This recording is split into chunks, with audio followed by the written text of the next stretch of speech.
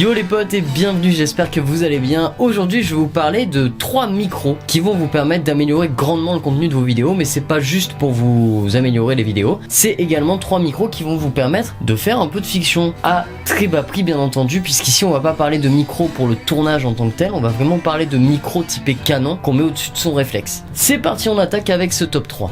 Alors tout d'abord, avant que ça commence, je préfère vous préciser tout de suite que les micros que j'ai choisi de sélectionner ne sont pas des micros professionnels. C'est bel et bien des micros de grand public, très accessibles, qui ne seront pas très chers, mais qui donneront un résultat parfois vraiment très étonnant. Tout d'abord, le numéro 1, et c'est celui que je préfère, je l'utilise tous les jours, c'est le Rode VideoMic Pro. C'est également le plus cher. Vous pouvez le retrouver aux alentours des 180 € à peu près, sachant que ça se trouve, je pense, moi je l'avais acheté je crois 150, donc ça se trouve à moins cher aussi, mais globalement c'est entre 150 et 180 €. Voilà, c'est le Rode VideoMic Pro. Le Rode VideoMic Pro, qu'est-ce qu'il nous permet de faire? Tout d'abord, il dispose du mode 0 décibels, moins 10 et plus 20 décibels, et ça c'est un truc vraiment génial parce que grâce au mode plus 20 décibels, vous allez pouvoir en fait baisser un maximum les décibels en entrée dans votre réflexe, et donc vous allez avoir beaucoup moins de pshh. Tu sais, le bruit de fond, tu vois ce truc là?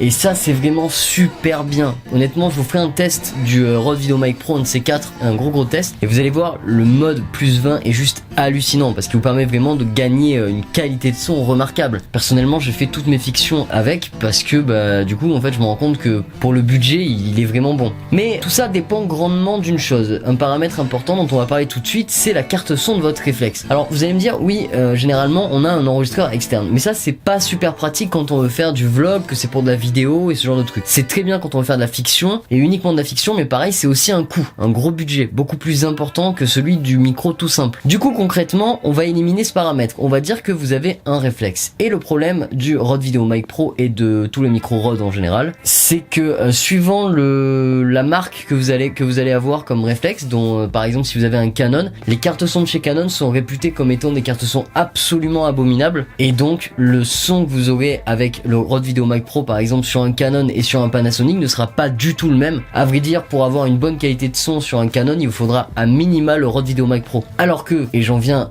au top 2 de mon classement, si vous possédez autre chose qu'un Canon et que vous avez peu de budget, vous pouvez vous orienter vers le Rode VideoMic tout court. Le Rode VideoMic, vous pouvez le trouver à 100 €. En plus il y a un Rycote avec, donc le Rycote c'est un truc qui permet en fait de... Je vais vous le montrer mais ça va vous faire du bruit, hein, regardez. Le Rycote c'est ça. C'est un truc qui est en dessous. Ça fait beaucoup de bruit, je suis désolé. Qui permet en fait tout simplement d'éliminer un maximum les bruits de vibration, les mouvements de vibration, etc. Donc quand vous le mettez au bout d'une perche, vous n'aurez pas les vibrations, c'est très important. Si vous n'avez pas de Rycote, vous allez avoir beaucoup de sons parasites. Du coup on a ça qui est vraiment cool hein, avec le VideoMic classique. Et en plus ce qui est intéressant, c'est que pour son prix, il offre une très bonne qualité de son. Alors ici pas de mode plus 20 dB ou moins 10 et le filtre passe bas, ça il y en aura pas du tout sur ce micro là, mais néanmoins vous aurez un micro de bonne qualité et ça c'est plutôt cool.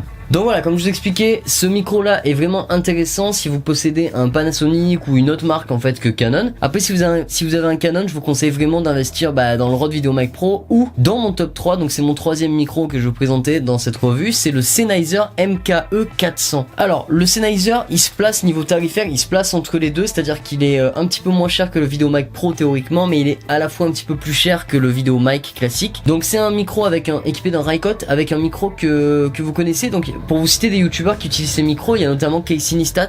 Casey Neistat utilise un Sennheiser MKE 400, mais là je crois que récemment il a changé, il est passé chez Shure. Mais bref, voilà, le MKE 400 c'est un très bon micro. Le seul petit bémol qu'il y aurait à donner, c'est pour ça que moi c'est mon 3e micro, c'est que je trouve que le Sennheiser est un micro qui produit une son très cristalline, très clair. Et moi ayant une voix assez grave et un petit peu, j'aime bien l'avoir un petit peu suave, tu vois, un peu comme ça. Yo les potes, on y va, c'est reparti. J'aime bien faire ça. Même en faisant un peu de mixage dessus, j'ai pas réussi à obtenir une voix qui ressemble à celle que j'ai sur un VideoMic Pro qui est beaucoup plus ample je trouve. Du coup le MKE 400 c'est un bon délire et c'est une bonne opportunité pour toi si par exemple tu as vraiment pas trop d'intérêt à avoir une voix conservée, donc c'est un petit peu moins orienté pour le tournage, c'est un petit peu plus orienté pour la vidéo classique et le vlog. Évidemment le MKE 400 est disponible aux alentours des 170 €, entre 170 et 200 €, donc il reste un peu cher tout de même, mais par contre sur le Sennheiser il y a un petit peu moins de modes que sur le VideoMic Pro également. Vous n'avez pas vous n'avez pas certains modes, du coup on obtient un petit peu plus de bruit, on a beaucoup plus de pshhh tu vois. C'est un petit peu ce qui m'a gêné aussi avec le MKE 400 de chez Sennheiser, c'est qu'il y a un petit peu trop de bruit en fond, surtout dans une mauvaise carte son.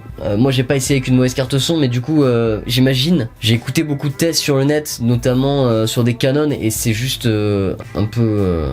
Quand tu parles ça va, mais quand tu parles plus c'est chaud. Vraiment t'as un gros bruit, un gros noise, et c'est chiant. Voilà les amis, j'ai fait le tour des 3 micros que je voulais vous présenter. Sachez qu'il existe d'autres micros. Si par exemple vous n'avez pas du tout d'argent, vous avez le petit Rode VideoMic Go qui coûte je crois une 50aine d'euros et qui, bon Dieu, fait le taf, un truc de malade. Si vous avez un Panasonic ou une caméra différente de Canon, donc une bonne carte son, mais mon Dieu, qu'est-ce que vous allez pouvoir vous éclater avec un micro à 50 balles. Évidemment, avec ce micro là, comptez pas faire de fiction, c'est pas la peine du tout. Les micros que je vous ai présentés là sont capables de faire un petit peu de fiction, surtout le VideoMic Pro et un petit peu le Sennheiser, mais voilà, sans plus. On fera une autre revue avec des micros un petit peu plus importants, sachant que moi c'est un domaine que je connais un petit peu moins. Je connais les micros classiques des tournages etc, mais c'est des trucs que j'ai pas, que je possède pas. On fera d'autres vidéos pour ça. En tout cas j'espère que ça vous a plu. Évidemment si ça vous a plu, n'hésitez pas à liker, partager, commenter et surtout vous abonner les amis. J'en profite également pour vous glisser à la fin de cette vidéo une petite annonce. Est-ce que ça vous intéresserait, je vous pose la question, qu'on puisse faire des lives sur la chaîne YouTube avec notamment de l'étalonnage en direct, du montage, bon montage